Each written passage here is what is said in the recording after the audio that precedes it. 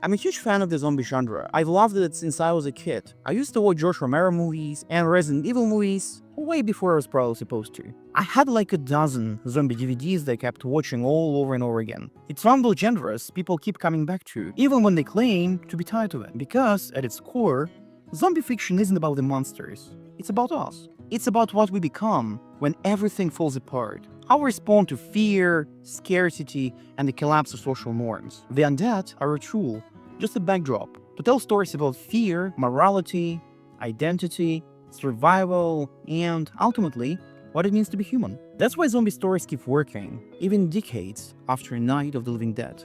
They let us explore who we are under pressure, when the rules no longer apply. And yet, there is this ongoing claim that the zombie genre is overdone, that everything worth saying has already been said. But people were saying this long before the Walking Dead comic was first published. But that comic turned the genre on its head, asking a chilling question. What if the real danger isn't the infected, but the people who are still alive? It shows how fast we lose our humanity when survival becomes the only priority. It explored power, manipulation, tribalism. It explored how communities reform, often in terrifying ways. And then came The Last of Us, which took those same core questions and told them in more intimate, emotionally grounded way. Yes, the infected in The Last of Us are terrifying. From the grotesque clickers to the horrifying bloaters, their design itself is unsettling. But more importantly, they're predictable. They operate by instinct. You can run from them, or you can outsmart them. They're dangerous, but not complex. Humans? A whole different story. Take David's Cult from episode 8. On the surface, it's a group trying to survive. But underneath, it's a system built on grooming, coercion, and fear. David manipulates his followers under the guise of faith and fatherhood. That's the real horror. This man believes he's doing what's necessary. He even believes he's doing good, while abusing his power. Or look at the conflict between Fedra and the Fireflies. We would expect a clear bad guys versus good guys setup, but the show refused to give you that. Fedra is authoritarian and brutal. The Fireflies, their resistance, often become equally ruthless. Who do you root for when everyone is doing awful things for what they believe is the right cause? And of course, there's Joel. His actions, especially in the finale, challenge the entire moral framework of the story. He chooses love over humanity. He lies to protect Ellie. And we, the audience, are left torn. Was he right, or was he a villain? Or was he just a father doing what any of us might do? A big reason why The Last of Us stands out is because it doesn't fall into the trap that so many other video game adaptations do.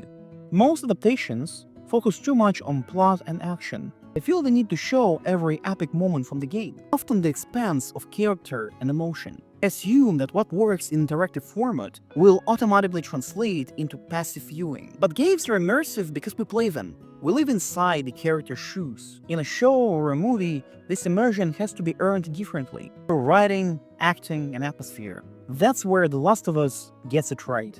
Rather than trying to replicate every aspect of the game, it captures its essence. It respects the source material deeply, but it's not afraid to adapt. It's not afraid to reimagine and expand. It adds backstories to enrich the narrative. Sometimes it slows down and it feels like it's breathing, building tension through silence, not spectacle. The tone and pacing sometimes feel more like prestige television and not an action blockbuster. It gives space for character moments, awkward silences, and grief.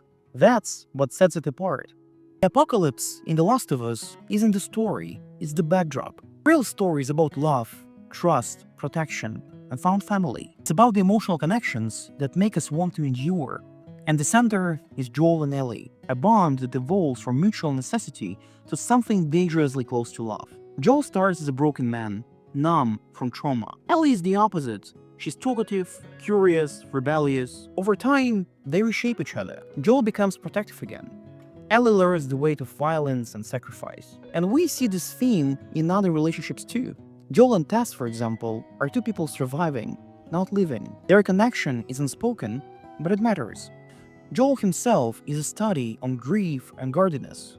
He lost his daughter in the first outbreak, and for years, he's just been surviving, emotionally detached and morally ambiguous. But meeting Ellie forces him to start feeling again. His journey is one of transformation, from protector by obligation to a father by choice. And at the end, he makes a morally unforgivable decision, out of love. I think that the relationship of Ellie and Riley is often overlooked because it's a glimpse of a normal teenage life Ellie might have had, full of music, laughter, and maybe even first love before it all slipped away. Ellie as a character starts off as a wisecracking teen, but we see what survival does to her. She carries survival's guilt. She's forced to kill. She's betrayed. She's hunted and she's traumatized. And yet, she holds on to hope. Her arc is one of resilience, but also the loss of innocence. Riley, though just one episode, offers a window into a different life for Ellie. A life with choice, potential, and connection. In the end, her death is just one scar out of many to shape who Ellie becomes. Bill and Frank suggest a powerful and a very unexpected love story. Two people who found beauty and meaning in the world that had neither. Their story is a masterpiece of reimagining. In the game, we only hear about Frank after his death, but in the show, we see their full journey. It's tender, quiet, filled with joy and pain, and it adds weight to the idea that love, even in a world like this, is worth fighting for. I think that The Last of Us isn't just a good adaptation. I think it's one of the best adaptations in any medium, because it understands that the story is about people. It's literally a story about The Last of Us and what we're willing to do for each other. It's about how love, even when it's painful, imperfect, when it's messy and selfish, is what keeps us going. It doesn't rely on spectacle, and it doesn't treat the game like a checklist. It treats it like a foundation, and it builds something beautiful on top of it. And it's not the originally looking infected that make The Last of Us special. It's honesty in its human moments. Endure and survive, and maybe, just maybe, find a reason to.